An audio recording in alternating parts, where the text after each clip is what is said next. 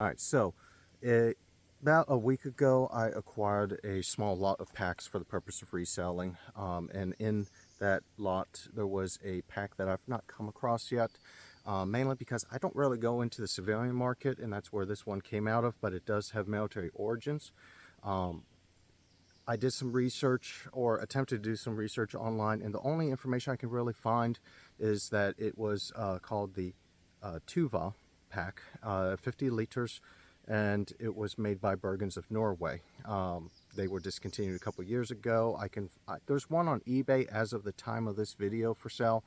Um, I'll get into that in a minute, but just to go on the company for a little bit, Bergens, generally you hear the term Bergen and it's referring to a backpack, particularly in European nomenclature.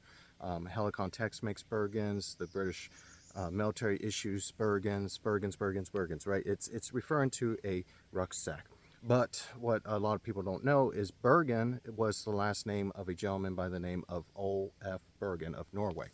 About 1908, he went out on a hunting trip with a canvas, more or less a laundry bag style pack with no frame support whatsoever. He goes out, this bag absolutely sucks, he hates it.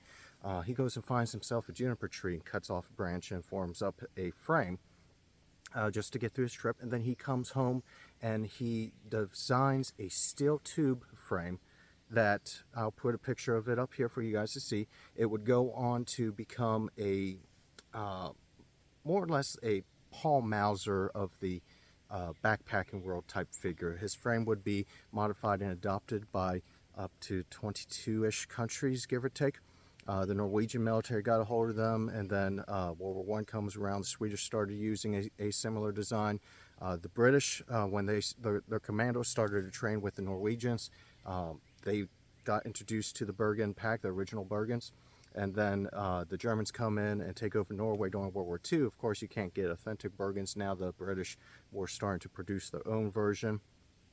Even the United States military started producing a version called the Mountain Rucksack that was issued to the early special forces that you see, like 10th Mountain Division going in Europe. They had the 1943 Mountain Rucksack, and then later on it would become more modified design, and then it would give way to the 1956 and later on to the Alice system. But you would see in the 50s, you would start, particularly in Germany, you would see troops doing private purchases of Bergens, and that continued even up into the 80s and 90s. You can find pictures of SEALs, early 2000s. They're normally using the larger Bergens of Norway packs and their private purchases. The one of these that I found for sale, it's saying that it's a former Navy SEAL issued item. I can't find anything to corroborate that. However, there is verified proof that other models were used as private purchases, so it's entirely plausible that this one was as well. But I don't have any hard evidence on that. This is a aftermarket pack. It's not an external frame. It's just I'm giving a little bit of history on the company that designed it. They are still around today. It's called Bergens of Norway. Now they have moved most of their manufacturing overseas. This particular pack has one tag on it, other than the embroidered Bergens of Norway logo. The tag on it says made in Vietnam. They make stuff in Malaysia. They make stuff in Korea, I believe, Japan, a couple other countries, depending on what they have. They're a very large company. They have camping gear like tents and clothing and more items than just backpacks. But this particular one has been discontinued. You find them pop up here and there. It's a 50-liter pack. I'll give you a 360. So before I take this off, we have simple straps, and then we have a waist belt. Now these straps, like I said, this was meant for, I believe, the hunting crowd. With the original archived listing, you find that they came with a rifle sleeve that would go in like a sock. It would hang off the side, and you could attach your rifle and carry it, free up your hands for hiking and whatnot. This pack, fortunately, we've lost that. I got bugs out here. With that, we lost that sock at some point of its life. I do not have it, but there's other features on here like this suede that they put up here for the straps. It's very It's similar to the suede that you see on shooting shirts, you know, like you skeet shooting, the guys have a little piece of leather on their sweaters, same thing. So I believe that's there for a non-slip purpose. These shoulder straps, they're very thin. They're not going to interfere with a buttstock at all, but they are wide, so it is a comfortable pack on your shoulders. They do have load lifters, so you can pull it up as you want. On the waist belt, we're looking at a standard, you know, side tab, 1.5 inch, maybe 2-inch waist belt. Take this off. I'll give you the back first. So like I said, we have some load lifters up here. We have decent padding. This padding it's soft foam. It's not stiff and rigid like some other ones that I've seen. So it feels almost like a pillow's up against you.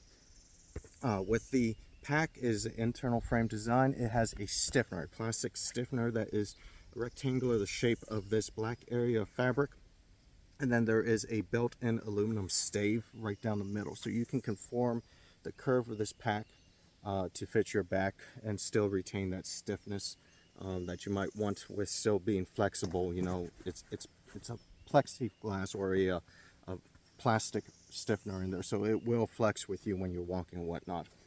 Side, since I have it right here, these are zippered pouches. There's 3 of them, 1 on the front, 2 on the sides. The side ones do have pass-through, so you can stick an axe or some sort of tool down in there. The zippers, surprisingly, excuse me, these are stamped YKK. All of them are YKK zippers.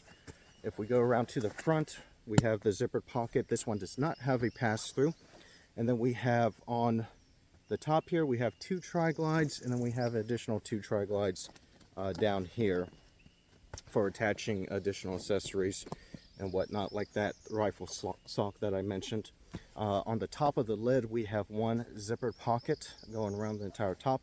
The interior of the pack is coated with a rubberized waterproof lining, and both sides of the interior of the top pouch and lid is also coated. We have a little bit of molly, 2 rows of molly right there on top.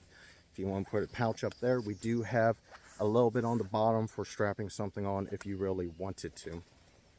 The closure, real simple, just 2 simple buckle straps are as long as the pack is, so you can really cinch down additional sleeping gear or something on top under the lid if you really wanted to. But the pack itself is a very sleek and simple design. I think it has elastic around the lid. Excuse me, I had a burp that did not want to come up there. The elastic around the lid is a feature. I don't think it's enough praise, because this forms, whatever you have up here at the top of the lid forms around it, and it helps waterproof a little bit better by keeping that lid closer. It just creates a better shedding effect whenever it is pouring down rain. If you go inside of the lid, we have 2 drawstrings and a snowfly or rainfly.